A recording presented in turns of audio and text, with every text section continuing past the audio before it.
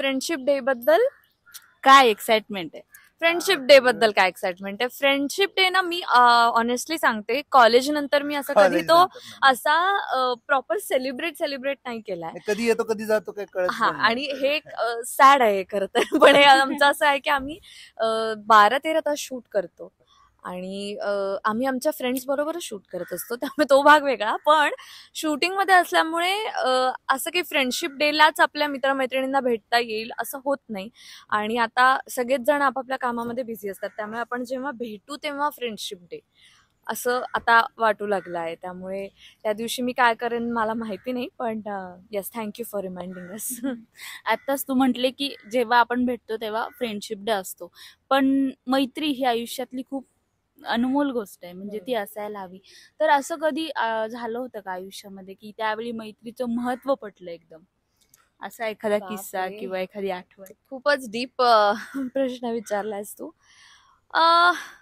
असा एखादा किस्सा नाही, पण मी माझ्या एका अशा मैत्रिणीविषयी नक्कीच सांगू शकते. माझी शाळेपासूनची जुईली पाटील नावाची मैत्रीण आहे आणि ती सध्या जर्मनीला असते. पण शाळेपासूनची माझी एकमेव अशी मैत्रीण आहे की जिच्या बरोबर मी सगळ्या गोष्टी शेअर करू शकते, आम्ही रोज भेटलो नाही तरी. म्हणजे हे एक प्रूफ आहे, मी म्हटलं त्याचं, की जर एकमेकांना भेटायला वेळ नाही झाला तरी सुद्धा मैत्री टिकून राहते हल्लीच्या काळात, आपण जरी बिझी असलो तरी.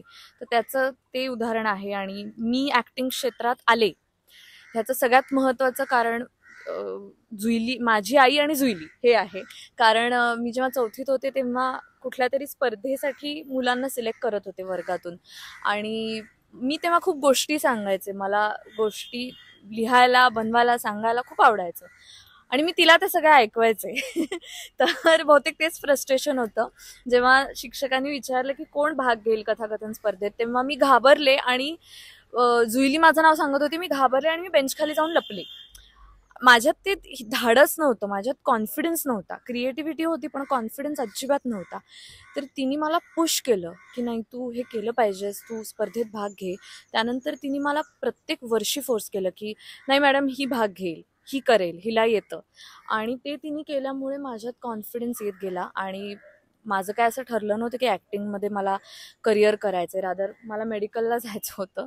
पण जेव्हा मी सुरू केली कामं प्रोफेशनली तेव्हा मला खूप मदत झाली या गोष्टींची.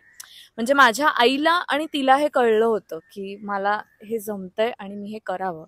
त्यामुळे मला असं वाटतं तू जो प्रश्न विचारलास की त्या मैत्रीचा मला तसा खूप फायदा झाला आणि होतो अजूनही. अधिपती, जसं अक्षराने आता जुईली बद्दल सांगितलं तसा तुझा एखादा मित्र? असं एका कोणा मित्राबद्दल मला सांगता येणार नाही, अनेक मित्र आहेत. पण खास करून मी सांगेन की माझे गावाकडचे जे मित्र आहेत, ते माझे म्हणजे ग्रॅज्युएशन पासूनचे किंवा 11वी-12वी पासून सांगलीतले माझे मित्र, तर ते आता गेली 20 वर्ष झाली ती मैत्री तशीच टिकून आहे.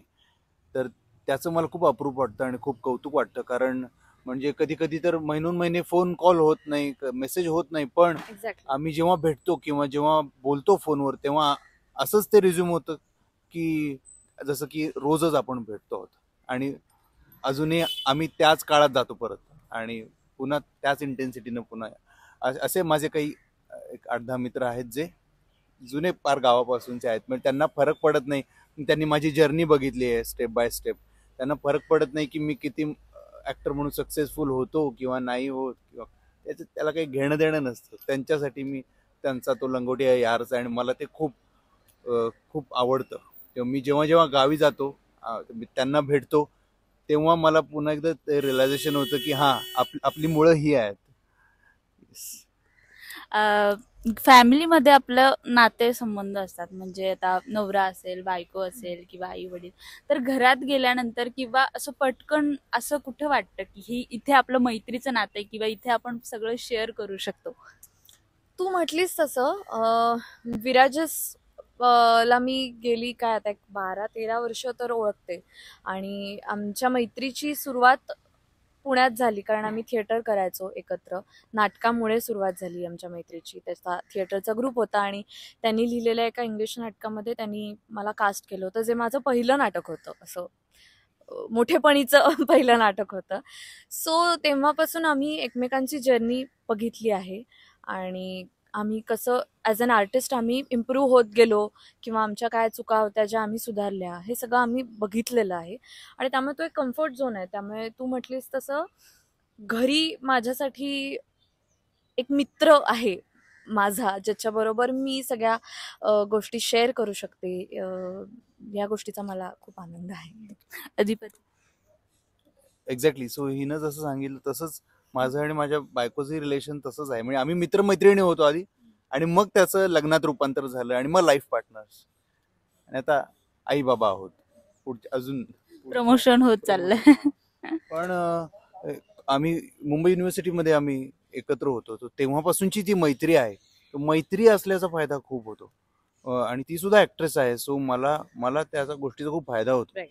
तो तिच्याकडून जे इनपुट्स येतात, किंवा माझी पहिली क्रिटिक ती असते कोणत्याही कामाची, किंवा प्रत्येक गोष्टीत मी तिचा सल्ला घेतो, किंवा ते ऑर्गॅनिकली घडतं. मला कुठलं नवीन काम जरी आलं तरी आधी आम्ही डिस्कस करून मग मी हो किंवा नाही असं कळवतो, अशा अनेक बाबतीत.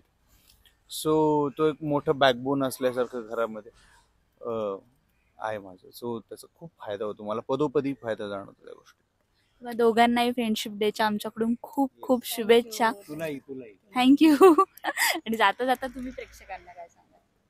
आम्ही प्रेक्षकांना हेच सांगू की एकतर फ्रेंडशिप डेच्या शुभेच्छा, आणि आमच्या सिरियलमध्ये तुला शिकवीन चांगलाच धडामध्ये अक्षरा आणि अधिपतीची मैत्री आता एका वेगळ्या वळणावर जाणार आहे, आणि ते आम्हाला तुमच्याबरोबर शेअर करायचं आहे. ते सगळे क्षण शूट करताना आम्हाला खूप मजा आली आहे, तर ते बघायला विसरू नका. येस. आणि आता आपण वाइंड अप करतोय. खरं तर मला आता अचानक एक प्रसंग आठवला, तेवढं मी सांगतो. फ्रेंडशिप डेच्या निमित्ताने आम्ही जेव्हा कॉलेजला होतो, विलिंग्डन कॉलेजला सांगलीमध्ये, ग्रॅज्युएशनला असताना एका फ्रेंडशिप डेला आम्ही वृक्षारोपण केलं होतं कॉलेजमध्ये सगळ्यांनी मिळून. गुलमोहराचं एक रोप लावलं होतं, आणि आता ते झाड खूप मोठं, या झाडा एवढं ते झाड झालंय. आणि आता आम्ही जेव्हा त्या कॉलेजला तिथे जातो, रिव्हिजिट करतो, तेव्हा ते झाड मोठं झालेलं ते बघताना खूप छान वाटतं. सो आमची त्यामागची कॉन्सेप्ट अशी होती की झाड हे खरं तर आपण त्यांना मित्र मानलं पाहिजे, कारण त्या खरं तर त्यांच्या जीवावर आपण जगतो. आपण निसर्गाला मित्र मानलं पाहिजे, आणि ते प्रतिकात्मक म्हणून आम्ही वृक्षारोपण केलं होतं फ्रेंडशिप डेच्या दिवशी आमच्या. आणि सगळ्यांनी त्या रोपाला फ्रेंडशिप बँड्स बांधले होते आमच्या बॅचने अख्ख्या, आणि ते झाड अजून तिथे आहे. सो मला आता हे आठवलं म्हणून मी सांगितलं. सो मी प्रेक्षकांना हेही सांगू इच्छितो की जर ही कल्पना तुम्हालाही आवडली असेल तर तुम्ही वृक्षारोपणाचा कार्यक्रम हाती घेऊ शकता या फ्रेंडशिप डेच्या दिवशी, कारण आता हा करेक्ट सीझन आहे वृक्षारोपण करण्यासाठी. म्हणून सुद्धा अतिशय छान आणि महत्वाची सूचना त्याने दिली आहे प्रेक्षकांना. Thank you so much. आणि थँक्यू हा इंटरव्ह्यू घेतल्याबद्दल आमच्यासाठी.